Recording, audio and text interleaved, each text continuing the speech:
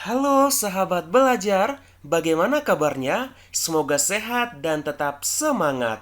Untuk video kali ini, kita akan belajar materi kelas 9 bab 4, yaitu Indonesia dari masa kemerdekaan hingga masa reformasi.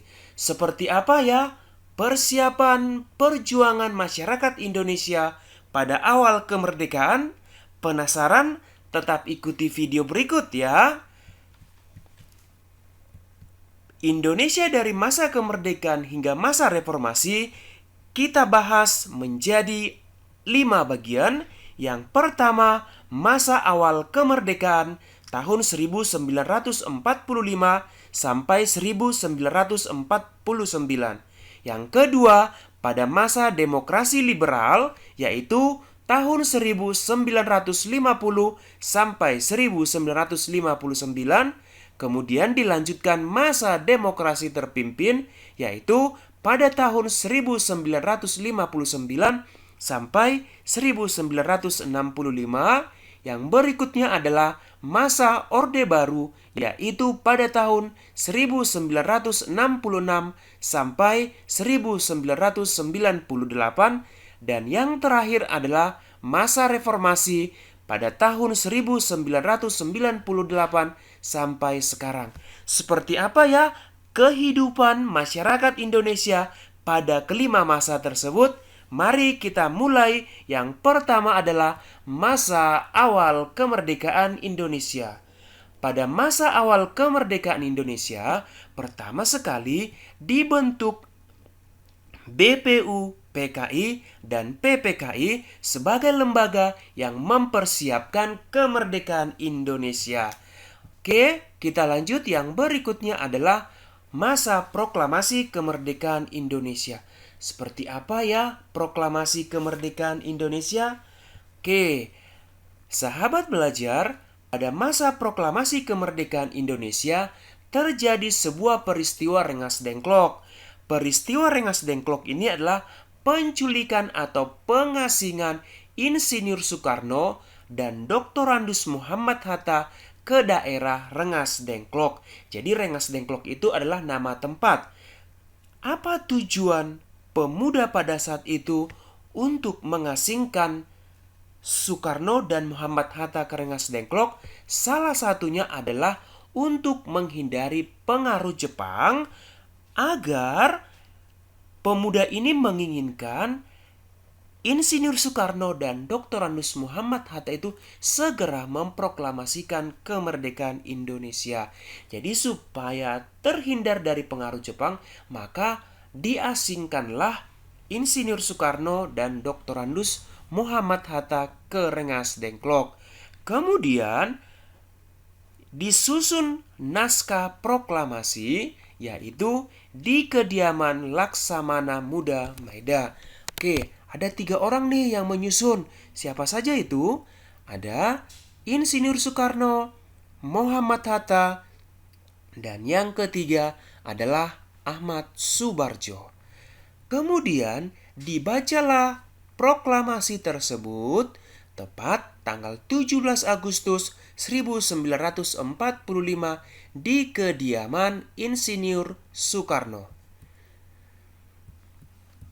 Selanjutnya, setelah Indonesia merdeka pada tanggal 17 Agustus 1945, maka mulailah pembentukan pemerintah daerah dengan mengawali pengesahan Undang-Undang Dasar tahun 1945.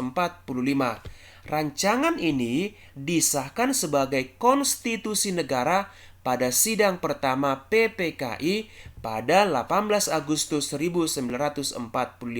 Jadi perlu sahabat belajar ingat bahwa Undang-Undang Dasar itu disahkan 1 hari setelah Indonesia merdeka, yaitu tanggal 18 Agustus 1945.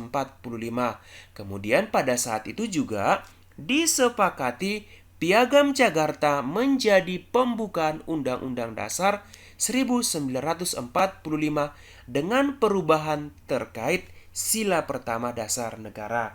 Ayo sahabat belajar, ada yang tahu sila pertama negara Indonesia atau sila pertama Pancasila?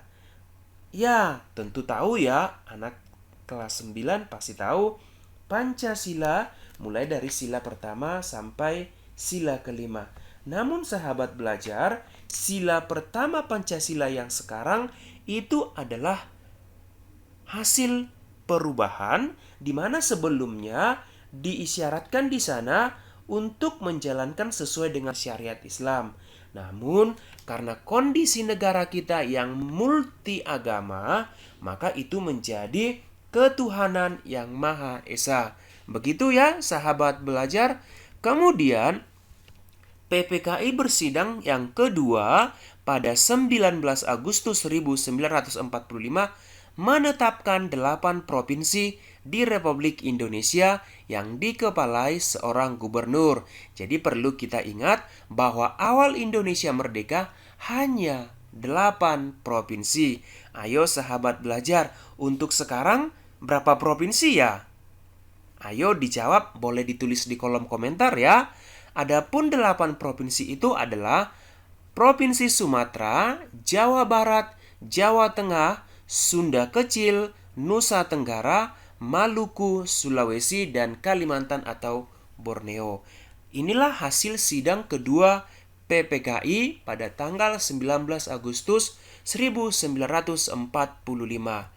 Untuk selanjutnya adalah pemilihan presiden dan wakil presiden. Pertanyaan nih, apakah pada tanggal 17 Agustus 1945 sudah ada Presiden Republik Indonesia dan Wakil Presiden Republik Indonesia?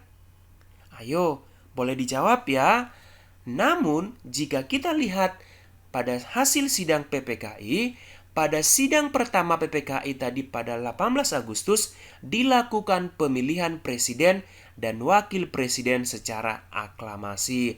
Jadi dari penjelasan ini, presiden kita ada setelah Indonesia merdeka ya, yaitu 18 Agustus 1945. Kemudian di sana pada sidang PPKI juga Otto Iskandar Dinata mengusulkan Soekarno dan Muhammad Hatta sebagai pasangan presiden dan wakil presiden. Namun itu usulan. Tetapi Soekarno dan Muhammad Hatta tetap dipilih sebagai presiden dan wakil presiden Republik Indonesia. Begitu ya, sahabat belajar. Selanjutnya, pembentukan departemen atau sekarang sering disebut dengan kementerian. Sidang PPKI pada 19 Agustus membentuk kementerian atau departemen sebanyak 12 kementerian yang menjadi kabinet pertama Republik Indonesia. Pembentukan Komite Nasional Indonesia Pusat. Pada 22 Agustus 1945, PPKI mengadakan sidang ketiga. Tadi sidang pertama 18 Agustus, sidang kedua 19 Agustus, dan sidang ketiga adalah 22 Agustus yang menghasilkan pembentukan Komite Nasional Indonesia Pusat atau disingkat dengan KNIP. KNIP ini diketuai oleh Mr. Kasman Singodimejo. Di tingkat daerah dinamakan dengan Komite Nasional Indonesia Daerah. Kemudian juga dibentuk Badan Keamanan Rakyat atau BKR. Pada 22 Agustus ini juga sidang ketiga ini dibentuk BKR yang dipimpin oleh Kolonel Sudirman. Kemudian sahabat belajar, pada 5 Oktober 1945, BKR ini berganti nama menjadi Tentara Keamanan Rakyat atau TKR yang sekarang kita sebut dengan TNI, Tentara Nasional Indonesia. Begitu hasil sidang PPKI yang bersidang selama atau sebanyak 3 kali. Untuk selanjutnya, bagaimana ya? Apakah setelah Indonesia merdeka pada 17 Agustus 1945 sudah berakhir semua penjajahan di Indonesia? Eits, perlu sahabat ketahui bahwa setelah Indonesia merdeka masih banyak perjuangan yang dilakukan masyarakat Indonesia untuk mempertahankan kemerdekaan. Seperti apa perjuangan untuk mempertahankan kemerdekaan? Mari kita ikuti. Yang pertama ada perjuangan fisik. Perjuangan fisik ini adalah perjuangan atau pertempuran bersenjata antara pasukan sekutu dan rakyat Indonesia. Perjuangan seperti ini atau perjuangan fisik ini seperti apa saja atau terjadi di mana saja? Perjuangan fisik terjadi di beberapa daerah. Ada pertempuran Surabaya, pertempuran 5 hari di Semarang, pertempuran Ambarawa, kemudian ada juga Bandung Lautan Api, dan pertempuran Medan Area. Selain perjuangan fisik, tentu ada perjuangan diplomasi. Apa ini yang dimaksud dengan perjuangan diplomasi?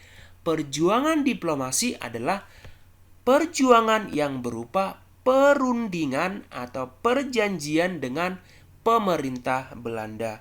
Seperti apa atau apa saja bentuk perjuangan diplomasi ini?